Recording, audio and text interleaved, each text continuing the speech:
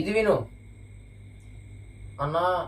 Trigonometric quadrants చెప్పాలన్నా నాకేం అర్థం కావట్లేదు. నువ్వైతే ఈజీగా చెప్తావు. సరే తమ్ముడు, నువ్వు నన్ను అడిగావు, నేను నీకు చెప్తా. ముందుగా నేను చెప్పాలంటే మనకు కావాల్సింది రెండు. నాకు నా బోర్డు, నీకు నీ పేపరు. నాకు బోర్డు ఒకటి ఉంటే చాలదు. నీకు చెప్పాలి కాబట్టి నాకు ఒక మార్కర్ కూడా కావాలి. అయ్యో ఆగు. సరే, ఇప్పుడు నీకు కావాల్సింది ఏంటి? All silver tea cups. అదే చేసేద్దాం.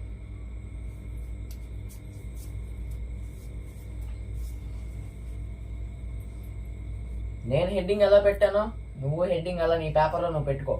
ఇప్పుడు ఒక స్ట్రైట్ లైన్ వేసి, ఇప్పుడు ఒక అడ్డంగా లైన్ వేసి, ఇప్పుడు ఇది Q1 అంటారు, ఇది Q2 అంటారు, ఇది Q3 అంటారు, ఇది Q4 అంటారు. అన్న Q అంటే ఏంటో నీ డౌట్. Q అంటే క్వాడ్రంట్. ఇప్పుడు ఆల్ సిల్వర్ టీ కప్స్, ఇది ఒక్కొక్కటి ఒక్కొక్క దానిలో పెట్టుకుంటా. All silver tea cups. ఇప్పుడు ఈ ఫస్ట్ లైన్ దగ్గర జీరో ఎందుకు వచ్చిందని నన్ను అడగమాక, అది జీరోనే. ఇక్కడ నుంచి మనం ఇక్కడికి వెళ్దాం. ఇది 90 అంటే ఇది 90.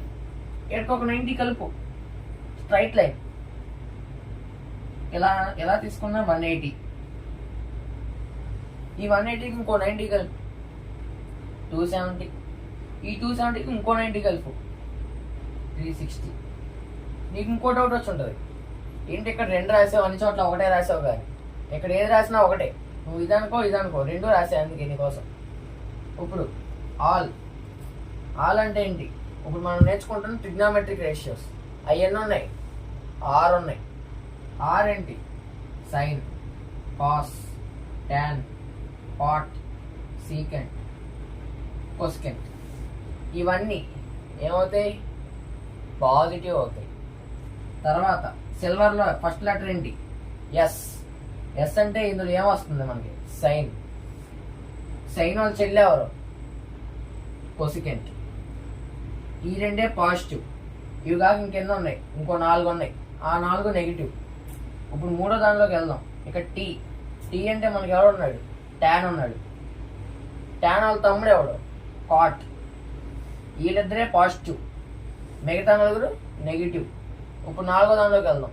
ఇక్కడ ఎవడో సితో మనకి ఎవడు ఉన్నాడు? కాస్ ఉన్నాడు. వాళ్ళ అన్న ఎవడు? సీకెంట్.